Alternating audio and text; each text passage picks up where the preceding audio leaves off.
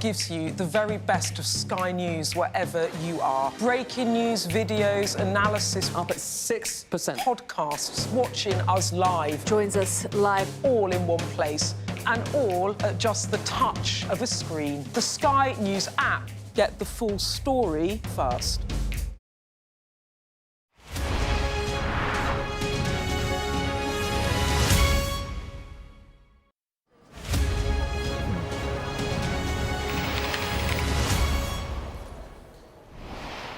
Hello there, you're watching the press preview. A first look at what's on the front pages as they arrive. It's time to see what is making the headlines with the political commentator Benedict Spence and the Daily Mirror columnist Susie Boniface. They'll be with me from now until just before midnight. So let's see what's on some of those front pages. And as you might imagine, one story certainly dominates the agenda. The Financial Times leads with Angela Rayner's resignation as Deputy Prime Minister in what the paper calls a tax scandal.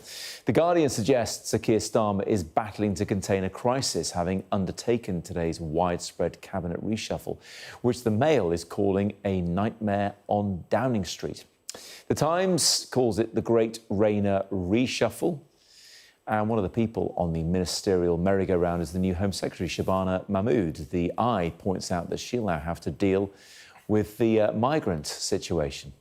The Sun declares Ms Rayner simply sunk, and the Star depicts her and several Labour colleagues as clowns, but reserves the lettuce treatment for the Chancellor Rachel Reeves. Meanwhile, the Express quotes Reform UK leader Nigel Farage describing Labour as not fit to govern.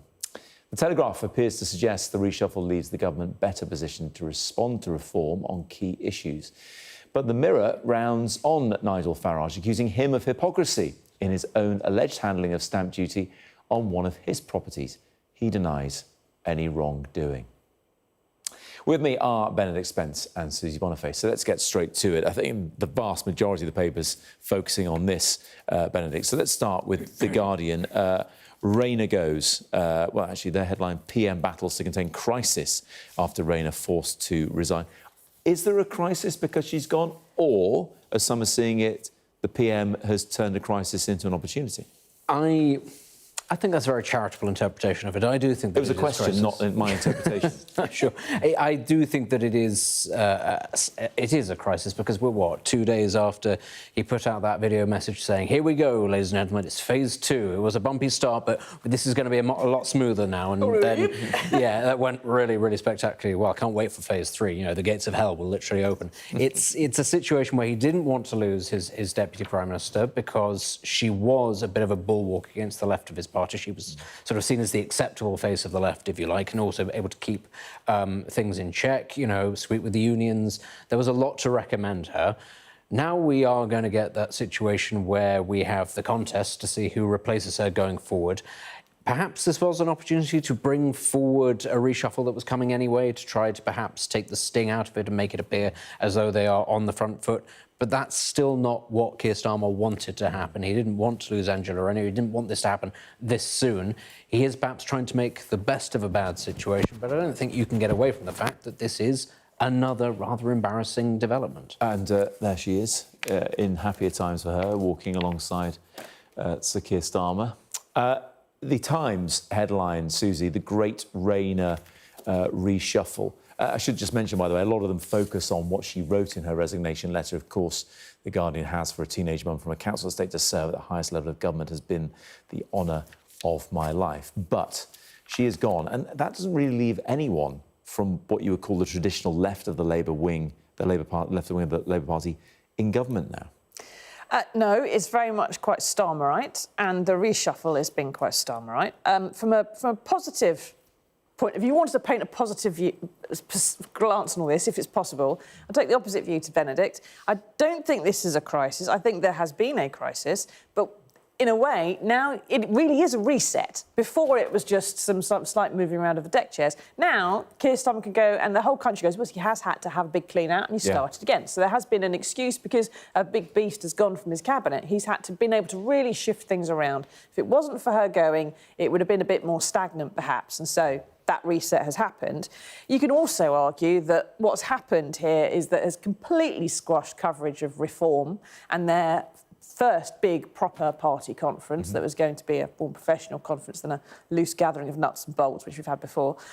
So that's done quite well, I suppose, if you're trying to put something good in it. But of course, it also seems chaotic because this is someone not someone he chose, but someone who he's been given roles in his cabinet, who has survived previous reshuffles. It seems indecisive, which adds to his general indecision. And also you've got a situation now where the housing minister has managed to have a screw-up over buying a house. The homelessness minister made someone homeless not 5 minutes ago. And it's just, you do sort of tend to sort of sit and wait. The corruption czar is on trial in another country for corruption. You know, it's not great. The next thing. It's all a bit sticky. So it's not, none of this is a good look, shall we say. But I think the issue that I would be more concerned about if I were Angela Rayner is that the constituents of Ashton-under-Lyne, where she has been having regular constituencies and meetings and visits and everything else, have been probably given a very solid narrative and belief that her main problems are 260 miles away on the south coast. Yeah. And those are the people that elected her to serve them, and she needs to restore that link with them, I think, if it's possible, because there's a financial and an economic, a physical and a financial disconnect there with her voters, which she needs to sort out. Your own paper, The Mirror, does lead on Nigel Farage's purchase of his home and his constituency. We'll get onto that later, by the way. We'll come back to that one later on because that is the only paper, I think, that's leading on a different story. You mentioned, Benedict, the potential election for a deputy leader of the Labour Party. Not the same thing, as of course, as the Deputy Prime Minister, which is David Lammy, but surely, by being Deputy Prime Minister, that suggests that's who Keir Starmer would want to be, if they have one, the next deputy leader. You'd assume that he would, at the very least, you'd assume he'd like it to be somebody who was sympathetic to him and to his viewpoint. Whether or not that ends up being the case, I mean, we were discussing this earlier, it doesn't have to be an MP, it just has to be a member of the party. Yeah. And of course that means that you get all the mayors, they come into play, all the sort of the former bigwigs are possibilities. You know, there's a whole wealth of options that the party could decide, you know what, actually we don't like stability, we want to veer to the left, or we want to bring back somebody from the left-wing backbenchers, though. They're not happy now that she's not there, that, you know, that they're not represented. And a lot of the unions won't be happy either, because Yeah. she was seen as that sort of conduit between Starmerism and that wing of the party. So, you know, it's really actually a delicate balancing act that he has to strike here. Yeah, well, it's not up to him who the deputy leader is going to be. It's going to be up to the party. Well, he they can might not encourage. have one at all. They've tried to not bother previously, I think, when Corbyn was leader. Yeah, but you know, that's the thing. They could even, if they wanted to, the membership could say Tom Watson again, who's in the House of Lords, could be deputy leader again. But I think that, you know, one of the reasons why Starmer got elected as Prime Minister in the first place is because those people in the country that couldn't quite stomach voting for Starmer were voting because Angela Rayner was stood next to him. Yeah. And some people who couldn't stomach Angela were voting because Starmer was stood next to her. So he does need someone on the left. He is losing a lot of votes to the Lib Dems and the Greens, according to the polls. So he does have to shore up that part of his electoral coalition. Otherwise, he's stuck. And I think the Metro mayors are probably a good, sensible place to look, because there's one or two of them could take the fight to Nigel Farage. Interesting stuff. Let's look at the I weekend, because they certainly shift things forward in terms of the effect of the reshuffle. Rayner loses her job as PM tells Mahmood, that's Shabana Mahmood, to stop boat migrants. Shabana Mahmood, the new Home Secretary. Benedict, does that suggest, even though that Yvette Cooper is now Foreign Secretary, that she didn't do the job as Home Secretary and Shabana Mahmood now has to do it?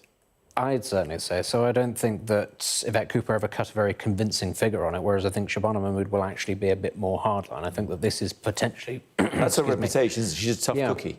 That's potentially one move where I think actually Starmer will be able to wheel her out as much as anything else. Ethnic minority, you know, similar to what Boris Johnson did with Priti Patel, although he used her more as a sort of a human flak jacket in the Home Office. But still, it's that ability to sort of turn out and say, here it is, it's a woman, it's an ethnic minority, and she's going to be tough where other people haven't been tough before. You can't possibly say that I'm not taking this seriously. I tick absolutely every box. And I think Mahmood probably will come across as a much more sort of thorough Home Secretary than Yvette Cooper will.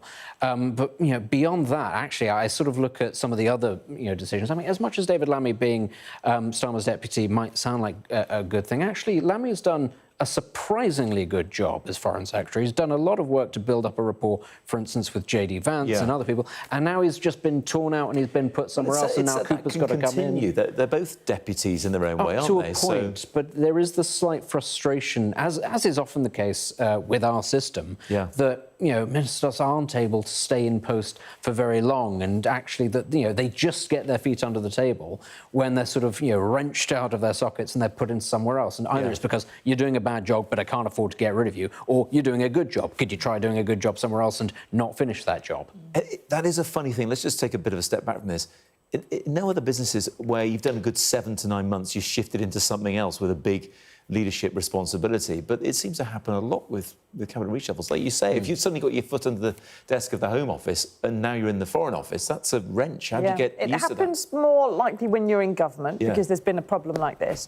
But a lot of the shadow cabinet have been in their briefs throughout the shadow cabinet years when they came into government. So Lammy has been at the Foreign... He was, making friends with Vance in opposition. John Healey was in defence in opposition. Yvette was at the Home Office and thinking about boats and getting a head around these problems for years before you get there. And all right, maybe in the past year it's not gone the way someone might want to in one department or another, but... If you get someone new in, they've literally just read up overnight on some of the policy issues. Maybe that fishing was all for nothing in the Cotswolds. We'll find out. Let's just finish off with the Daily Telegraph, Susie, because this is where it all started. We were discussing this last week, weren't we? They were reporting on the Angela Rayner story, and the other right-wing papers followed suit. But now, they say, interesting, exit Rayner, now Starmer takes the fight to reform. Does that sound even more like a supportive headline from the Telegraph for the government, or am I reading too much into that? I don't know. I don't know how they're saying that he's taking the fight to reform by keeping Ed Miliband in the government and moving people around a bit. I think he's had a reset. That's worked. You've now got people like someone like David Lammy, for example, in charge of probably the most sensitive issue for the Prime Minister right this moment, which isn't small boats, it's the Hillsborough Law, which needs to be introduced to Parliament within the next couple of weeks before recess to go to conference. Otherwise, Labour are going to be having party conference in Liverpool without the Hillsborough Law. They promised to have delivered by April. And it's one of the very few full-fat, no-holds-barred promises Starmer made before his election. Now, Lammy actually signed an amendment confirming that in 2021, so he has to try and push that through as Justice Secretary. That is one to keep an eye on. Thanks, Susie. Coming up is Nigel Farage, guilty of hypocrisy over his own handling of stamp duty. As I said earlier, Susie's paper says yes. We'll discuss that next.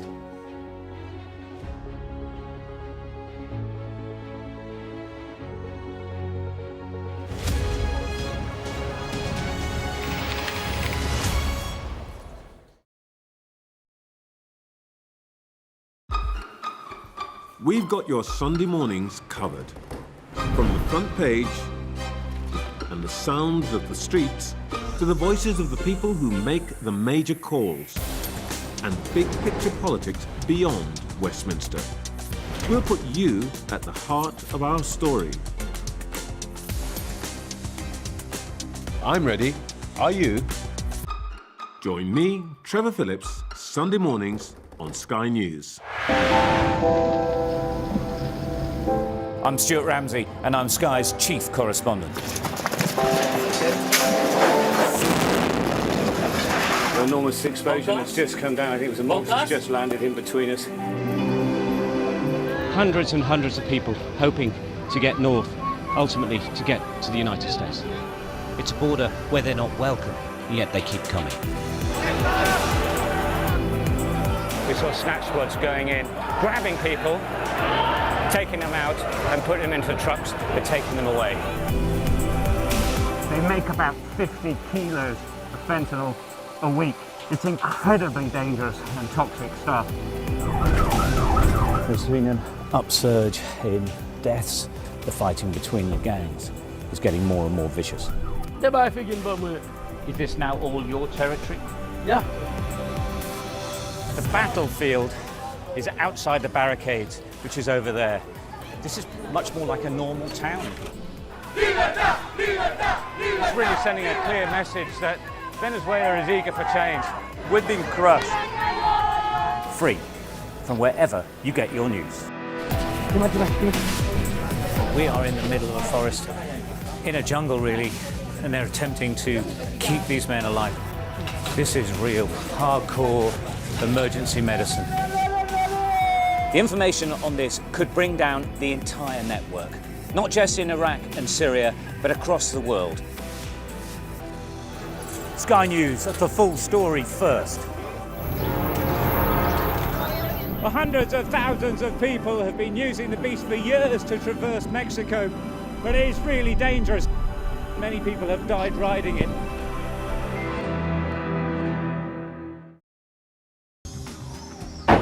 Hear that whistle and that crunch? We know that they're coming from the south of the city where there's a column of Russian armoury. I'm Alex Crawford and I'm Sky's special correspondent based in Istanbul. Look at that sheet of flames, and that has happened within minutes, and now it's coming from both sides and it's moving this way.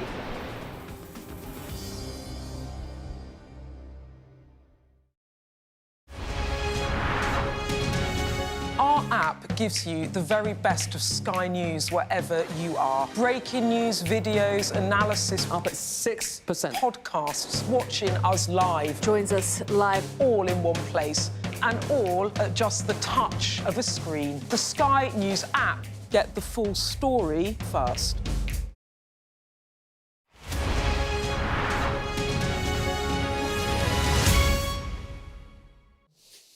Welcome back. You're watching the press preview here on Sky News. My guests, Benedict Spence and Susie Boniface. We're going to go straight back to your paper, Susie. I know you don't like me calling it your paper. It's your editor's paper. I don't mind. I think my editor would probably mind. The Daily Mirror.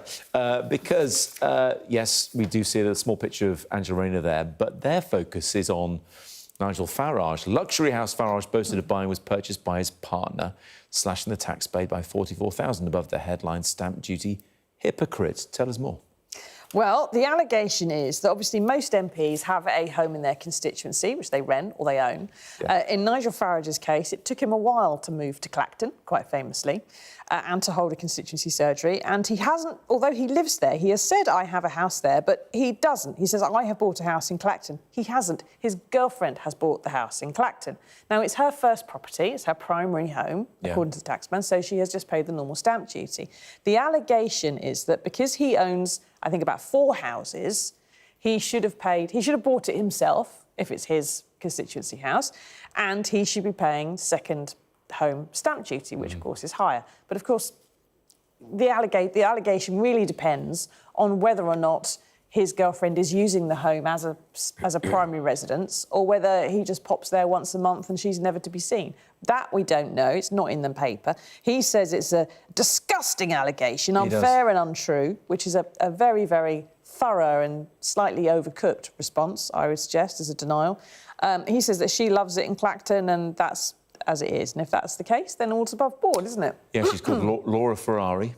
And when asked if he had lent or given Ms Ferrari money towards the purchase, the 61-year-old, this I'm reading the report, by the way, said, I haven't lent money to anybody. It is her sole UK asset, but denied the arrangement had saved tax. Let's move on to the Mirror, page 5, and staying with the paper, but Benedict, this one's for you to pick up on. Conference craziness.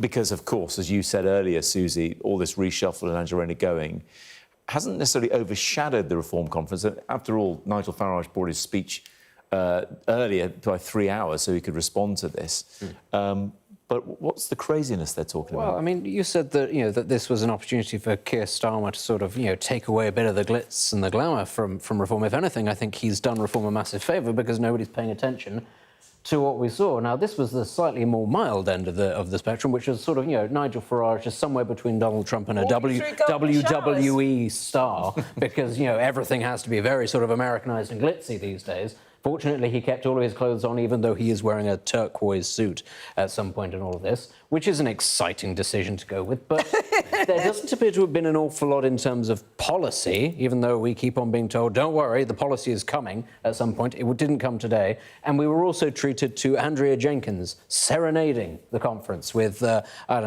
insomnia disturbing. I don't know. It reminded me of Theresa she- May's ABBA dance a little bit. It had that flavour of it. But worse. She was wearing a sequined outfit, and she only was. seems to go out wearing a sequined outfit. She's the new Metro Mayor of, I think it's Lincolnshire, isn't it? And she always looks like she's trying to be Crystal Carrington in Dynasty. It's a vibe, but it's might not be mine, but it's a vibe, and it's on that vibe we're going to leave this for the time being. Coming up next on Sky News at 11, all the latest reaction to Angela Rayner dramatically quitting the government and triggering that major cabinet reshuffle we've been discussing. There's David Lammy, who moved from being Foreign Secretary to being Deputy Prime Minister, amongst other things. I'm David Blevins, and I'm Sky's Senior Ireland Correspondent. I've spent 30 years reporting the journey from conflict to peace. The end of the political stalemate, the start of a new chapter for Northern Ireland. Catholics and Protestants now facing the same threat. If we both contract COVID-19, religion's nothing. Sky News, the full story first.